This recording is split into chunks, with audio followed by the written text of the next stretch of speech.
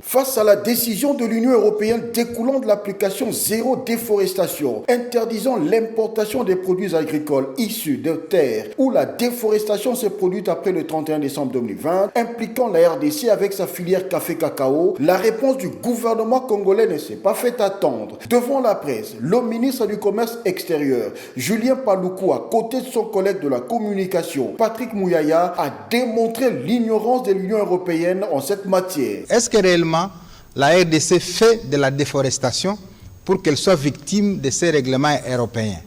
Nous avons 80 millions de terres arables qui n'ont rien à voir avec le couvert forestier du pays, qui est de 155,5 millions d'hectares, dont 62% sont des forêts tropicales humides, parmi lesquelles 105 km² de tourbières, des mangroves et des forêts miombo.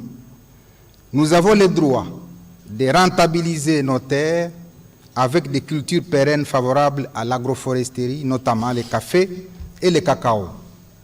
Tous les moteurs de déforestation réunis, la RDC, nous n'enregistrons que 0,03% de déforestation par an.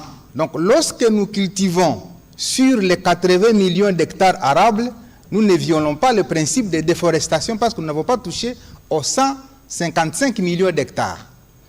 Alors, la confusion qui s'est en fait établie, c'est celle-là. Ne pas savoir différencier quand est-ce que la RDC a touché aux forêts et quand est-ce que la RDC touche à ces terres arables. Arable, ça vient du latin, arare ou arabilis, c'est-à-dire labourer ou cultiver. Une terre arable, c'est une terre labourable, c'est une terre cultivable. Ce qu'il faut retenir est que l'Union européenne a reporté l'application de sa mesure de retrait de la filière café-cacao de la RDC au 30 décembre 2025 en lieu et place du 1er janvier 2025.